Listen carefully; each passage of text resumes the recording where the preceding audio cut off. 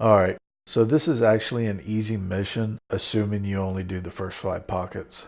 The last one is extremely hard, but it's also completely optional. However, if you're up to the task, it will increase your bounty payout by about 9 mil. Do note that I'm not going to go into ships and fits here, as this is meant to be a mission specific video. Also, if you see any icons or notes in yellow, that means that that is something that has been reported by other players, but that I haven't personally confirmed. Alright, let's get started. First off, an overview of the first 5 pockets. There are webbing and scramming frigates in all pockets except for the third, but they all spawn far enough away that it's possible to kill them all without ever getting tackled by them. The Spider Drone 2s and Pocket 5, however, are a different story, but more on them later. Second, all but Pocket 3 has multiple spawns, so be mindful of the triggers for the reinforcement waves. I also want to point out here, in case you do any skipping around, that the silo in Pocket 4 drops a random plus 3% skill hardwiring implant, which is a nice little bonus, so don't forget to nab that. Pocket 1 is pretty straightforward. Do note, however, that it has been reported that destroying all these structures will prevent the final reinforcement wave. You might save a little bit of time, but you'll also lose the bounties from the 2 battleships. Regardless, I always recommend to kill any tackling frigates first. Commentary will resume in Pocket 2.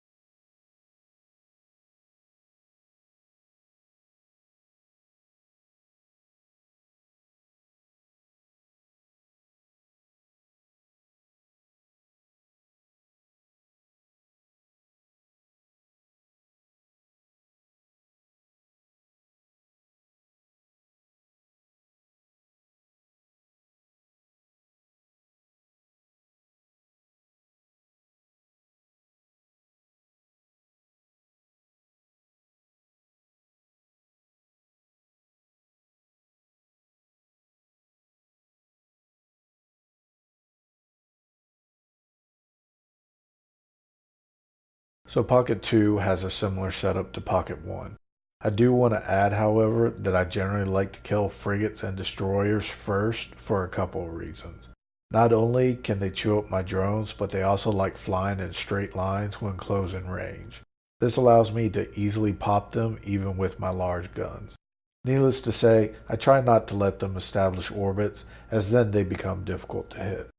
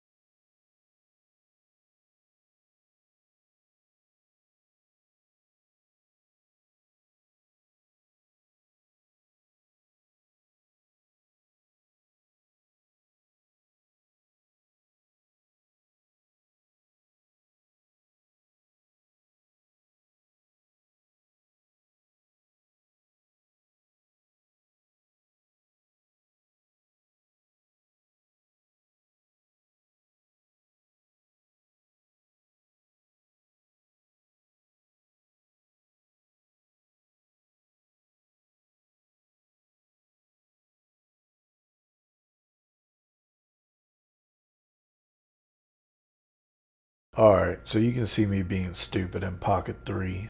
You only need to kill the lone battleship in order to unlock the gate, so I recommend just doing that. The sentries do little damage, only have 40,000 ISK bounties, and are spread out, so it's best to ignore them. Anyway, commentary will resume in Pocket 4.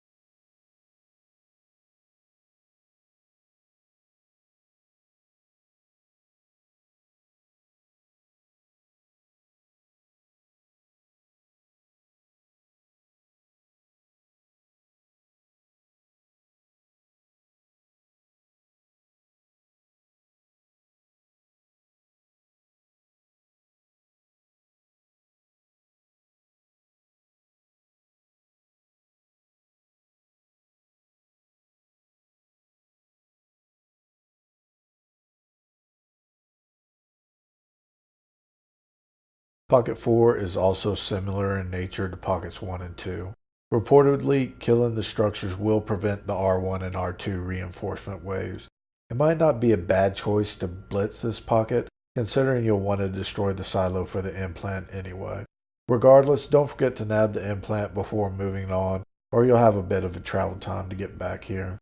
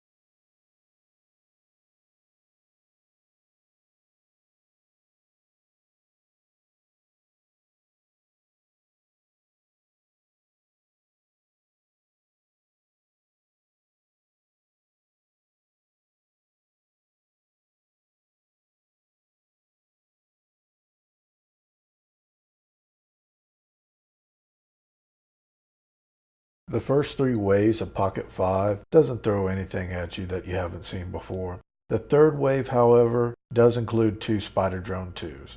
They can close distance with remarkable speed and bring you to damn near a standstill. I opted to use long-range ammo on the lone battleship and let my drones take out the Spider Drones. My drones couldn't touch them while they were close in range, but once they established an orbit, they slowed down dramatically, and my drones were finally able to chip away at them.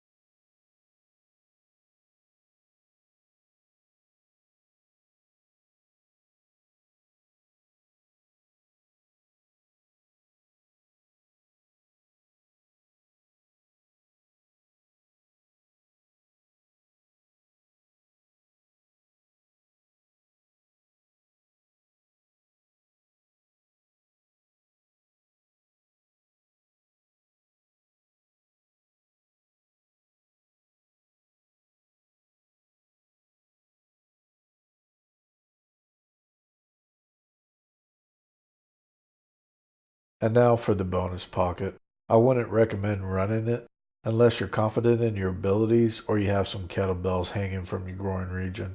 Anyway, do note you'll need an Angel Diamond tag to access this pocket, but they can be procured from the market for next to nothing. Anyway, you'll want to run an Omni tank as you'll see decent amounts of EM and thermal damage here. Second, I recommend keeping an eye out for the 2 Angel Vipers / Angel Webifiers.